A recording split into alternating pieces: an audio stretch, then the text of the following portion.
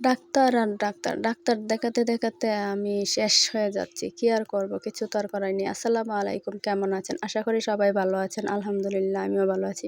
তবে আমি পুরোপুরি ভালো না। একটু অসুস্থ হয়ে আছি। তো এখন চলে যাচ্ছি ডাক্তারের কাছে। আসলে ডাক্তার দেখাতে, দেখাতে আমি আর পারতেছি না। কত ডাক্তার দেখানো যায় আর কত ওষুধ খাওয়া যায়। কেন জানি আজকে কয়েকটা বছর ধরে আমি একেবারেই সুস্থ থাকতে পারি না। কেউ বলে আমাকে নাকি কেউ জাদু করেছে, আবার কেউ বলে শরীর দুর্বলতার কারণে, কেউ বলে টেনশনের কারণে। আসলে আমি বুঝতে পারতেছি না আমার কি হয়েছে। তো এখন যাচ্ছি ডাক্তারের কাছে, দেখা যাক ডাক্তার কি বলে। আসলে আমি ইদানিং খুবই অসুস্থ হয়ে পড়তেছি দিনের দিন। আ মানে উঠে দাঁড়াতে পারি না। সারা শরীর যেন কিরকম করে ভিতর ছটফট, ছটফট করে। তো এখন আসলে ডাক্তারের কাছাকাছি চলে এসেছি অবশ্য। তো ডাক্তারের কাছে এসে এখন সিএনজি থেকে নেমে আবার রিক্সা নিয়ে নিলাম। তো এখন চলে এসেছি ডাক্তার আ চেম্বারের সামনে। আসলে যে ডাক্তার আমি সবসময় দেখি, আসলে আমি এই ডাক্তারের ওষুধ ছাড়া আমার কোনো ডাক্তারের ওষুধ কাজ হয় না। আসলে যে যাকে বিশ্বাস করে এটাই বাস্তব আর এটাই সত্য।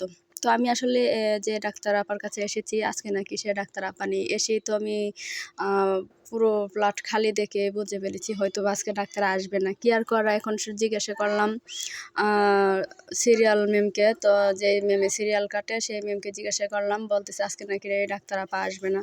তো বলতেছে কালকের জন্য আপনি রিসিট কাটতে পারেন, সমস্যা নেই। তো কালকে ডাক্তার আপু আসবে। তো কি আর করব, কিছু তো আর করার নেই। তো আজকে সিরিয়ালটা কেটে নিলাম। তো এখন একটু ঘোরাঘুরি করে নিলাম।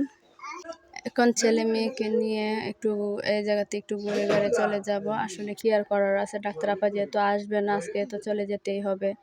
তো পাশে অনেক মানুষরাই বসে রয়েছে, বলতেছে কি ডাক্তার আপা আসবে না, এখানে আর বসে থেকে লাভ নেই, চলে যাব। তো দেখেন আমার ছেলে কত সুন্দর করে বসে আছে, মেয়ে ছেলেটা। মেয়ে ছেলেকে বলতেছি পড়াশোনা করে ডাক্তার হবা? ছেলে বলতেছে না ডাক্তার হবে না। আসলে এখনকার বাচ্চারা এত পাকনা হয়, মানে কি যে বলবো, বলার ভাষা নেই। তো এখন ছেলে-মেয়ের জন্য একটু শপিং করার ছিল। তো চলে গেলাম একটু শপিংয়ের এখানে। কিন্তু আজকে শপিংটাও করা হলো না। মনটা খুবই খারাপ হয়ে আছে। তো শপিংটাও যে করা হলো না, কি আর করার? আসলে আমি যে ছেলে-মেয়ের জন্য জামা-কাপড়গুলা কিনবো, আসলে সেই শপিং মলটা আজকে বন্ধ ছিল। তাও আমি জানতাম না। তো চলে গেলাম অন্য একটি শপিং মলে।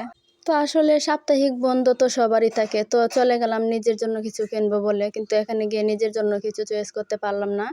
তাই আবার রিটার্ন চলে আসলাম। তো এই যে দেখতেছেন, আসলে এখানে গিয়েছিলাম ছেলে-মেয়ের জন্য কিছু কিনবো বলে। তো ছেলে-মেয়ে যে মার্কেটটা, আসলে তাদের তো একদিন সাপ্তাহিক ছুটি লাগেই। তো এরা আসলে আজকে সাপ্তাহিক নাকি ছুটি। তো আজকে নাকি বন্ধ মার্কেট। তো এখানে চলে আসলাম। তো এখানে চলে এসে দেখলাম এখানেও নিজের কাপড়-চোপড়ও কেনা হলো না। তাই আবার রিটার্ন ব্রেক করলাম বাড়ি ফেরার জন্য। তো এখন আমার এক কাকিমা দিয়ে দিয়েছিল কিছু ওষুধ কিনে নেওয়ার জন্য। এখানে চলে আসলাম কিছু ওষুধ নিয়ে নেব বলে। তো আমার ছোট্ট চাচির জন্য কিছু ওষুধ নিয়ে নিলাম। নিয়ে আবার ব্রেক করলাম। তো এখন বাড়ি চলে আসলাম। বাড়ি চলে এসে মেয়ের ছেলে দেখেন রাগ করে বসে আছে। আসলে মেয়ে কান্নাকাটি করতেছে, তরমুজ খাবে। তরমুজ নিয়ে আসলাম, সাথে পুরি নিয়ে আসলাম। আসলে যাওয়ার সময় কিছু খাওয়া-দাওয়া করে যাইনি। তো এসে সাথে, সাথে কিন্তু রান্না-বান্না করার জন্য বসে গেলাম। আমার আম্মু এই কুটাকাটিটা করে দিয়েছিল, মিষ্টি কুমড়া আর চাল কুমড়া। তো আজকে মিষ্টি কুমড়া আর চাল কুমড়া দুটোই রান্না করব। তো এখন রান্না-বান্না করে কিন্তু খাওয়া-দাওয়ার পালা। তো আসলে খাওয়া-দাওয়াটা রান্না-বান্না দেখাতে পারি না। আজকের মতন এ পর্যন্ত।